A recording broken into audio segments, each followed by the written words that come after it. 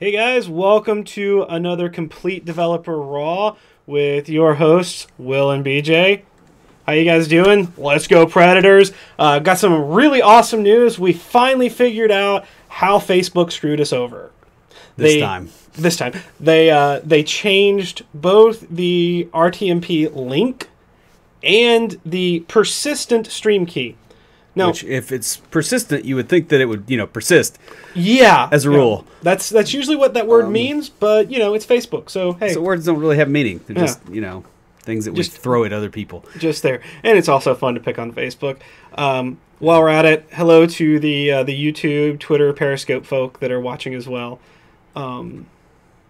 So let's see. I just got back from Dev Space. Well, I say I just got back. It's Thursday, and it was last weekend, so it was a week ago. If you guys keep up with our live videos, you noticed we didn't have one because I wasn't here and we didn't record. Though I did record down at the conference. Got some really great stuff that you guys will hear in a couple of weeks. Recently I found a house to rent. It's about an hour away from here, so it'll be a little bit of a drive. But since I get to work from home most of the time, and Will and I are talking about kind of moving to more remote type recording, it's probably going to work out pretty good. I'm excited. It's a little bit less than I'm paying now for a tiny one-bedroom apartment. And it's going to be a 3-bedroom house, 2-bath, and about an acre yard for my dog to run around in. Very nice. I had to go, like I said, about an hour outside the city to find something that price range, but it's going to be awesome. And then I'm probably going to throw, I haven't told you this yet, but since I'm moving in December and going to be out of town for most of January, I'm going to probably throw a big birthday housewarming party. Good plan. We'll let you guys know about that. One last thing. When I was down at Dev Space, one of the fellow speakers lives here near us, same area of town as us, and he invited me out to a board game night Monday night at Tailgate, one of the local breweries. That was a lot of fun. I run into him in Kroger a lot. We while we were in Huntsville, he went to some game store. I'm not familiar with it. Like, there's stores just for board games. You got to understand, guys. Most of the board games that I played were like Sorry, Aggravation, and Monopoly. Oh man, I used to play Monopoly with my grandmother for days. Yeah. So, this new stuff is really cool. We played Thanos Rising, which is a board game based on the Marvel movies. So at the end of it, you just take half the pieces off the board. Dude, Sorry. Somebody may not have seen that. Oh, I haven't. Actually, somebody spoiled it for me already. All right. Well, it's been out long enough. You should have already seen it by now, I guess. Yeah. No, but apparently it's very hard to beat. It's a co-op game, so you're not playing against other players. You're playing against the game. It was really interesting. It was a dice rolling co-op. I played that and a game called Azul, I think Azul, which is a tile-based game. Like you're collecting tiles and trying to put them into a pattern. And you get different points for how many you've got lined up. It really clicked with sort of my mentality and the way I think. So I really enjoyed it. I kind of rocked that game. So Nice. I might be going out and buying that one myself. That one was a lot of fun. Anyways, what's going on with you? Man, not much. I just kind of took a break last Thursday night. Mm-hmm. Yeah, I've been working a lot. The day job has got a lot of stuff going on, and I'm kind of juggling multiple projects there. And then, we're trying to get content ahead, before you move. Yeah. I'm especially looking forward to moving all your heavy freaking oak furniture. I'm hoping that I'm stronger now and that it will be less horrible than last time. At least it won't be summer. So I got that going for me. Mm-hmm. It'll be a lot easier to get in and out of the house as well. Oh yeah, I won't have that weird corner that's yeah. It has a long foyer because when it was built, I think in the 90s, that was a popular thing. Because my mom's house has the same thing. So Okay. Well, it'll have that, but that's all right. It has a garage too. oh good. Yeah, I'm excited about that. It's a nice house. Like I say, it's out there. I will say this: being here in Bellevue, I have finally found a good Mexican place and a good Chinese place. So if I can find a good Indian place and a Thai place that's quick, I'm pretty well set. The Thai place is really good. They're just slow. Yeah. What Chinese place? Dow I haven't been there. by Kroger. Yeah, you and I went there right after they opened, and they weren't good. But Oh, they're good okay, now. yeah. Okay, that makes sense. Yeah. So, like, it's kind of a simple thing. Also, I got a Kindle for my birthday because somebody listened to their friend talking about. Yeah, so I'm excited about that, and the new case for it is supposed to be arriving. It might actually come while we're on live stream. Yeah, I was looking. I think I have my Kindle with me because it was still. I took it with me down to DevSpace, and it's still in my bag. Yeah. What was funny, and he hadn't told you this, but I got over here I came over the day after his birthday to record, and I was like, "Hey man, your birthday present hasn't arrived," and he's like, "You didn't get me a Kindle, did you?" And I'm like, "Yeah, that's what I said I was gonna get." And he's like, Oh, "Oops." yeah. So I had to go cancel it, and then I had to tell my wife. I was like, "Hey, Beach got me a Kindle," because she kind of waited till the last minute. So like I'm supposed to be getting a gift certificate for massage instead. nice. So yeah, it's like if I really play it right, I could actually go in there and read on the Kindle while I'm getting a massage. That would be like a double birthday. If it's at Massage Envy here in Bellevue, I can tell you who to go to. It's not. It's somewhere over close to where I work. But Okay. yeah. Other than that, just I mean, like I said, I'm doing a lot of stuff. I've got a friend that's coming up with a startup idea. I met with him last night. It's pretty interesting stuff. I can't really get into it, but yeah. So I mean, I feel like everything's firing on all cylinders right now. That's the big thing. Is like a lot of stuff is easy again, and I was really struggling a lot through the summer, which is unusual. Normally the winter is harder. So yeah, I'm pretty happy right now. Well, podcast wise, we Woo. we got a lot of ideas. We're in the process of scheduling our next business meeting. Tonight we are drinking Monkey Shoulder. Pretty decent. It's a triple malt scotch, so it's a blend, but it's a blend of very specific malts. So it's a little bit smoother than a single malt, but a little more distinctive than a pure blend. So that's my thoughts on it. Let's go ahead and get into some listener questions. Question number 1. How do you feel when a person without an extensive programming software development background suddenly becomes your team lead? I'm assuming this means that they're manager, right? They're not making the technical decisions. If they're making the technical decisions, what you have to do is get yourself into a position where they listen to you and be the power behind the throne, and then that's a great dynamic. You're good. If they're not, you also have to get them to trust you with technical decisions. That's what you got to do with somebody like that. A lot of developers really handle this poorly, so it's actually a pretty good thing when it happens, because if you can actually handle that, you're in a real good spot, and most of the other people around you can't get there. So it's an advantage. Yeah, and the team lead I have where I work, she does have the programming software development background. She's got a lot of it, but she doesn't have background in the newer stuff that we're doing, and doesn't. She wants to learn that, but she's not the type of person that has that drive to go out and learn the next greatest thing, because, Well, I mean, and I understand that. Like, above me in the chain, I've got a Delphi developer, and above all of us, we have an old Clipper developer. So. But like, what she did is she put me in charge of our learning sessions and our code reviews. So it's like I was able to do exactly what you're saying, because she was like, "All right, you're going to go do this anyways. Why should I double the effort?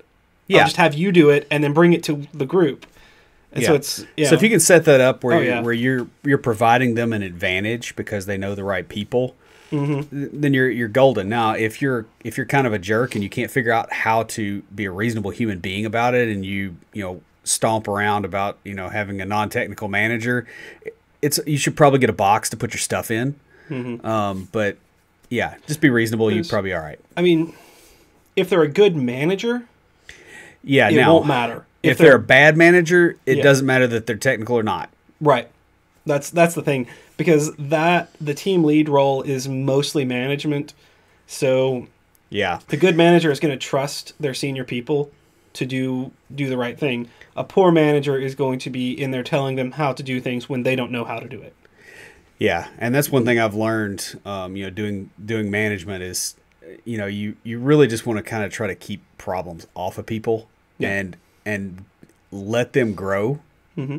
and that's it. Like, you don't want to be the farmer that's constantly digging up the squash to see how it's growing, right? Like, you let it grow because that's what it does. And a developer writes code to build systems. That's what they do. So don't get in their way. I'll say it is really nice where I'm at, because I'm really not interested, at least at this point in my career, in doing like performance plans and that kind of management type stuff.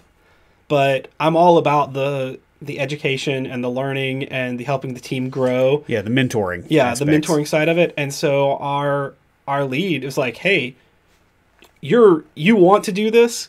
That's one less thing I have to do. Why don't you take over and do that part? So she delegated good management skills. Yeah, and they're building up their team, because the other thing a manager in a situation like this is doing is they're looking at their next jump up.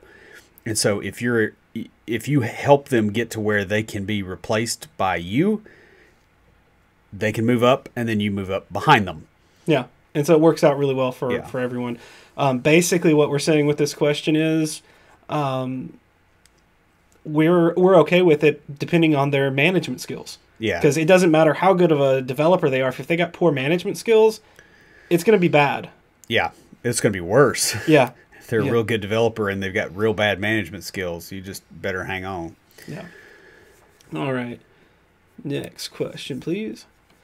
Is software development a good career choice? So I picked this one for myself because, I switched into it. Kind of depends on what you're looking for. And the thing is, there's a lot in it, but it's a lot of work.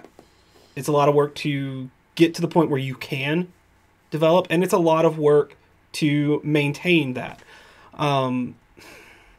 If you're willing to put in the effort, yes, I think it is. I think a lot of people can do it. It is one of those highly technical careers that you can get into without a degree, and it's really awesome. I know a lot of people who have been doing it for a long time. Speaking of leads in our last question, when I first started where I'm working, our lead developer on one of the teams didn't have a degree at all. And now he's even moved up higher in the chain. And so it's really awesome. It is a great career if you're willing to put in the work. The thing is, he put in the work for a lot of years to move into that position that he was in. Yeah, and that's the big thing, right? Like, the definition of a good career is something where if I put in the work, I get the results. Mm-hmm. There's no such thing as a career where you don't put in the work and you get the results. If that's how you're defining it, you're going to have a really hard time unless you're independently wealthy, in which case, why are you trying to get a job? Yeah. Well, I think it's a difference between a job and a career. Yeah. A job is, I go in, I come out, whatever. Career is, this is what you're doing with your life. Yeah. So. Question number 3. I got a job as a junior software engineer in a startup. After a week, I realized I'm even better than our senior developer. Should I leave? It depends. The senior developer at some point, may not be there. A lot of times they'll bring in a senior in air quotes, dev, to kind of lay stuff out, and then they outgrow them, and that guy gets cut loose. So you may be better off that way, especially if your compensation is set up. Now, if you're a junior dev at a startup, you're probably getting paid absolute crap. That's the other thing that's going on here. I don't know. I would definitely not mention that you're better than the senior dev, because that will backfire, especially because you could be wrong pretty easily. So I have a little story or something to say on this one. Flipping back, like these all kind of relate, but flipping back to the lead that I was telling you about. When I first started working with her, I know more about like the web API and using in Hibernate as an ORM. It's a lot of those kind of things that where we're moving towards, because I've got more experience. Because she's just now learning about it and getting into it because she's spent most of her career maintaining and building older things. systems. Yeah. Yeah. So as a immature junior, and I don't mean that as like I'm like teenager immature, but more like as not mature in my career. Yeah. Junior. Green. Yeah. Seeing that, I was like, well, she's terrible at this. Like, I'm a way better developer than her. And, it was that mentality was there until I got put on the maintenance team for a quarter and I had to get her help with some stuff. And she knew like bukus of things that I had never even touched. Yep. And it's like, all right, it's not a matter of, in my case, it was not a matter of that I'm a better developer than her. It was a matter of I'm better at this technology, or I know more about this technology because I've used it more. Yeah.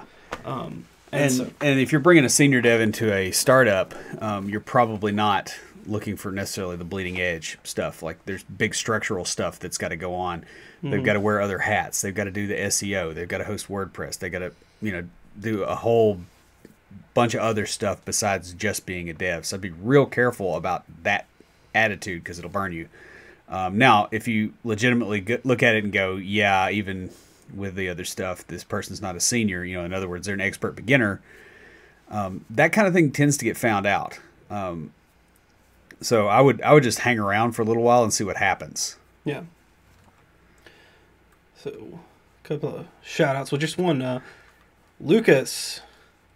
Hey man, thanks for joining us. He says hello over on Facebook. Yeah, we don't have anybody watching on the others, so that makes it easy. Yeah, that does. All right, this week. So guys, if you haven't already listened to it today, the episode that came out this morning was Troublesome Developers. This was one that Will wrote. It was actually a really good episode, and we went a little long on it. Yeah, it was a little painful to write too, because like you're, yeah. Well, you'll get into it, I guess, when you get into the outline. So, we had a lot of stories in there, and I had to cut them out. I picked the best and the ones that best illustrated the points when I was editing. So, while software development is a rewarding and interesting career choice, you'll periodically encounter developers whose presence is not exactly motivating, whether they are actively hostile or constantly creating problems passively. There are several distinct types of difficult developers that you'll encounter in your career. We've all at one point or another expressed some of these behaviors. I mean, that doesn't mean that we are toxic. And it's sort of like in psychology, it has to be a pattern of maladaptive behavior, not, depression. An instance. Yeah, it's like, I had some bad stuff happen today, or I'm just kind of feeling down today. That doesn't mean you have depression. It's when it's more days than not for an extended period of time. Yeah, and when it negatively impacts your life. Right. Is the other thing, too. So the idea here is that this has to be a pattern for it to really apply.